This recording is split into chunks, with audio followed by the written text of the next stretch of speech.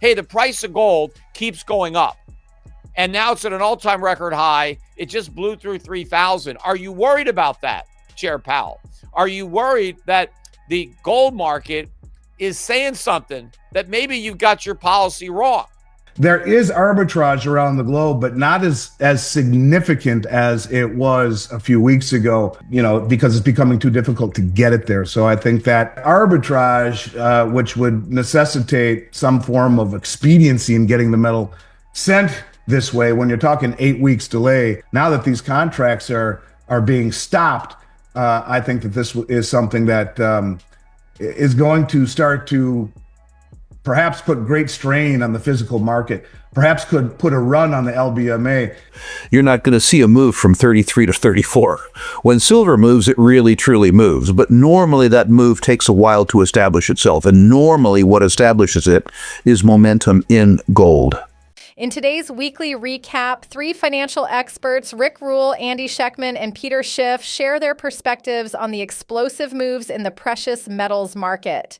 With gold hitting record highs and silver surging amid what some are calling a historic short squeeze, these seasoned voices break down the forces behind the rally, the risks facing global markets, and why they believe the era of hard assets is just getting started. We watched hours of footage to bring you the best clips, so smash the subscribe button, turn on notifications, and more importantly, check our pinned comment to sign up for our weekly recap newsletter if you want the highlights of the week in your mailbox for free. Enjoy the episode. During the Q&A, and I'm going to get into a lot of that. But one question that nobody asked, which should have been asked by everybody, was the price of gold. Nobody said to Powell, hey, what do you think about $3,000 gold? Because on Monday, gold closed above 3,000 for the first time ever. It closed above 3,000 again on Tuesday. And again today, it hit another record high. It closed at 3,048. And it's up again the evening, another $5. So as I'm recording this podcast live on Wednesday evening here in New York, or I'm not in New York, but New York time, gold is trading in the spot market at $3,053.30, up $5. Nobody brought this up because gold is flashing a warning that the Fed is too loose. In the Q&A, one of the reporters brought up Alan Greenspan's old definition of price stability, where Greenspan said, well, price stability is where businesses and workers don't even bother to calculate price changes into their plans because prices are going up so slowly that nobody really cares, right? So it's like indifferent in decision making. And he asked Jerome Powell if he would, ascribe to that definition and if he believes that we have price stability. And he did say, yes, I like that definition. But he really didn't answer as to whether or not he thought we had price stability, kind of dodged that. But the point I'm making in bringing it up is that Alan Greenspan also talked about the importance of gold in setting monetary policy.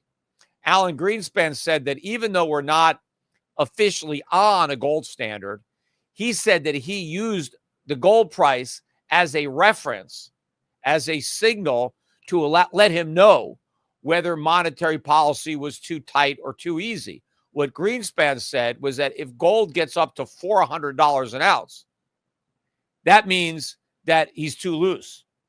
If it goes below 300, that means he's too tight. So obviously at the time that Greenspan made the statement, gold was probably around $350 an ounce. And he kind of looked at, if it was going above 400, I'm too loose. Maybe we got to tighten policy. But if the price of gold drops below 300, maybe we're too tight, right? We got to ease up. Well, of course, gold's 3,000 now, right? So that shows you how much things have changed. I looked again at the chart going back to the beginning of this century. The S&P is actually down 60%. if you price it in gold.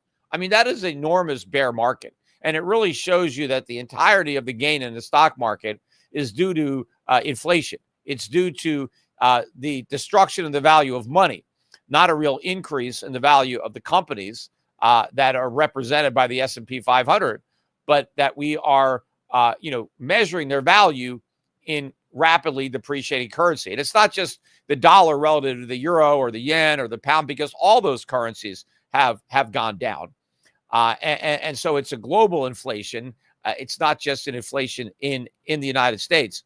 But Greenspan acknowledged that gold was an important market signal. And he even said, we're not officially on a gold standard, but it's kind of like we are because I'm using gold, right? So if gold goes up, I'm going to tighten, right? And so it's kind of like a gold standard, but it's not a gold standard. Well, what about now?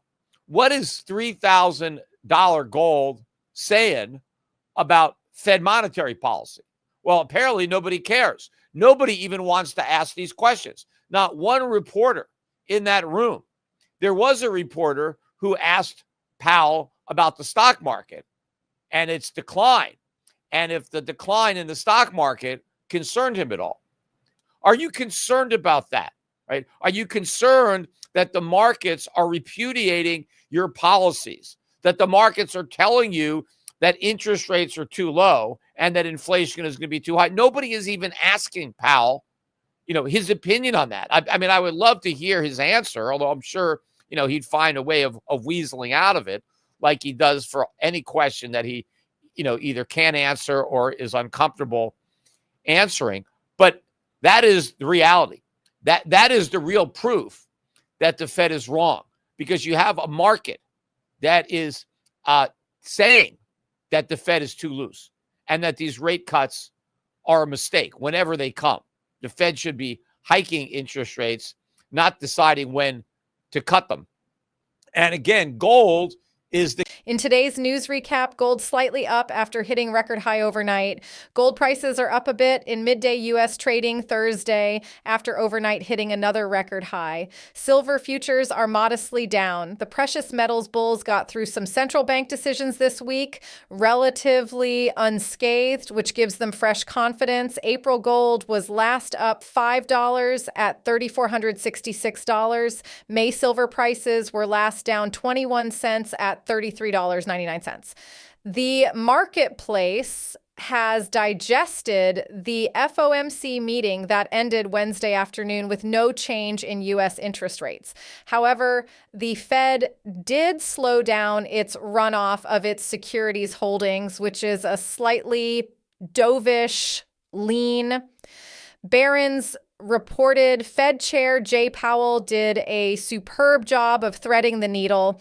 He said the U.S. economy is still solid, but added inflation is creeping up a bit, and there are heightened economic uncertainties. At present, the U.S. stock indexes saw their biggest FOMC day gains since the middle of last year. And Powell also managed to not draw the ire of President Trump, at least not yet. Also, the Bank of England and Sweden's Riksbank left their monetary policies unchanged today as expected. The key outside markets today see the U.S. dollar index higher. NYMEX crude oil futures prices are higher and trading around $68.25 a barrel. The yield on the benchmark 10-year U.S. Treasury note is presently around 4.2%. Technically, April gold futures bulls have the strong overall near-term technical advantage. Bulls' next upside price objective is to produce a close above solid resistance at $3,100. Bears' next near-term downside price objective is pushing futures prices below solid technical support at $2,900.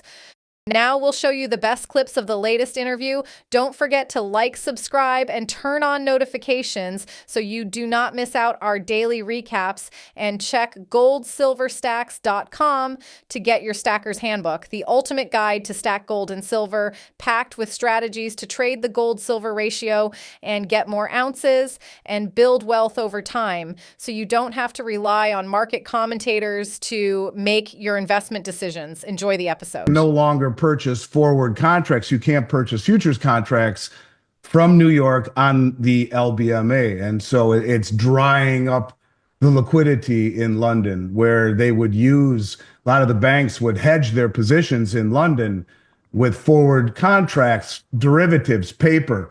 Remember, in London right now, there's 200 roughly, last week, I don't know, it's probably a little less now, but 279 million ounces of gold in London.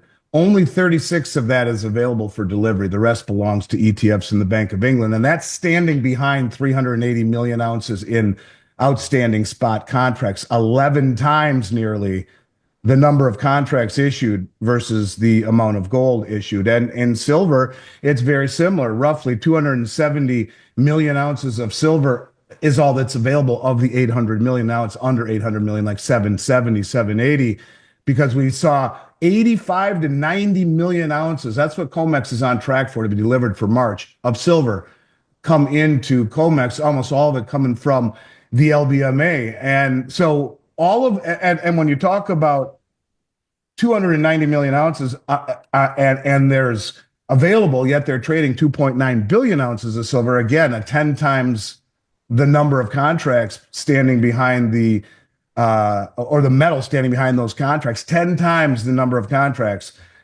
To me, what it really speaks of is the lack of trust in the LBMA system, that no one trusts that they'll be able to deliver anymore. And they're trying to tell us that it's a logistics thing. It's a lack of trucks and a lack of manpower.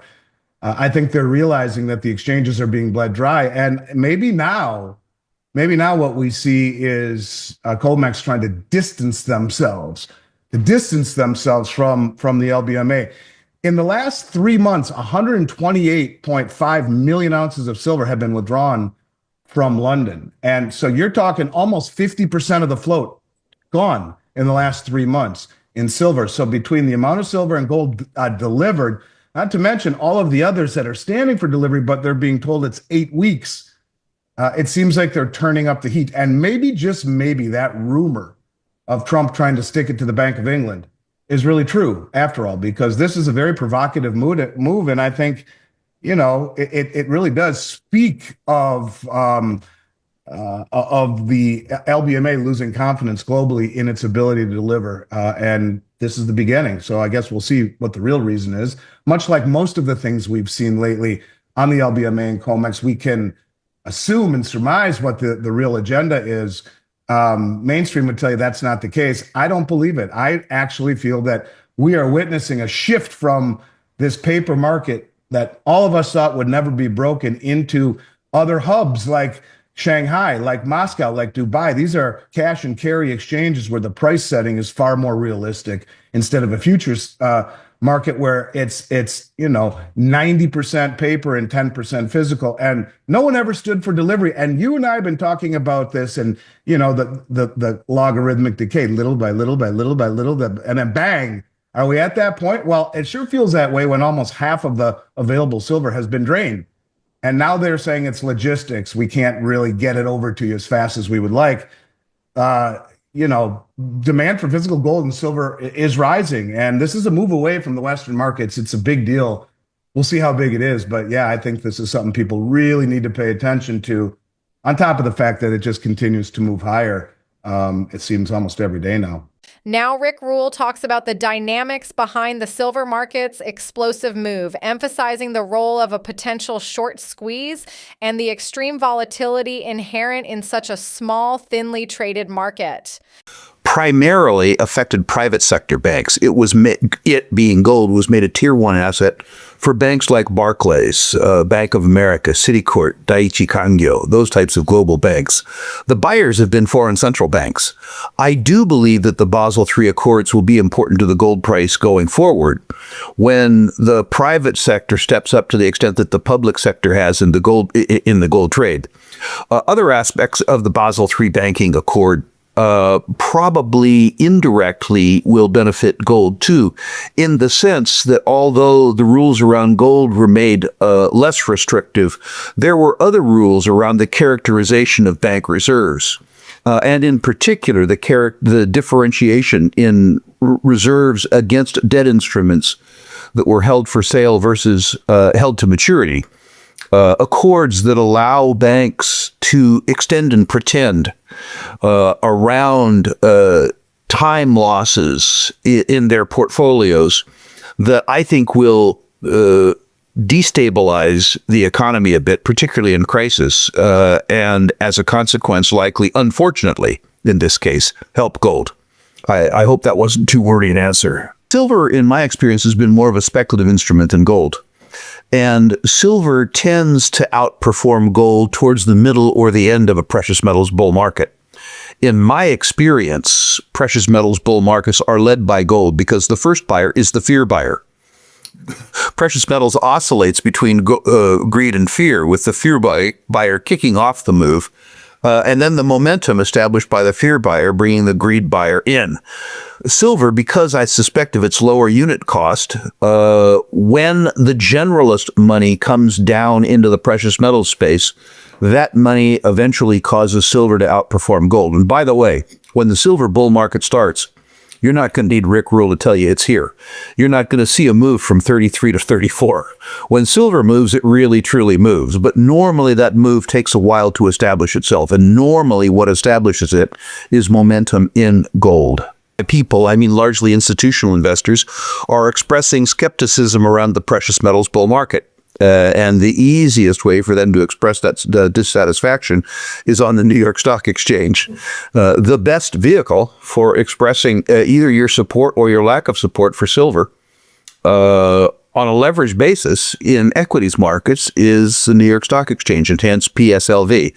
PSLV is experiencing a war between those who buy the precious metals narrative and those who don't, much to my amusement. You know, there's a lot of people who are against shorts, primarily long. I love a big short position against something I'm in favor of. That's a position that has to be bought. And it's up to reality whether that position needs to be bought higher or lower. Earlier in my career, when I was more overtly a stock promoter, there was nothing in the world I liked more than a good short position. In some investments, by the way, silver related, often Pan American Silver and the Silver Standard in particular, we delivered quasi-religious experiences to the short community. And I suspect that if people end up being too short PSLV, that they could experience just exactly that kind of religious experience. There's nothing in the world worse than being caught on the wrong side of a short trap. Do you agree with Rick Rule's outlook on silver? Is this just the beginning of a major breakout or a short-lived squeeze? Drop your thoughts in the comments below and let us know your silver price prediction for the weeks ahead. Now watch this video right here because it's a perfect fit for you, and I'll see you on the other side.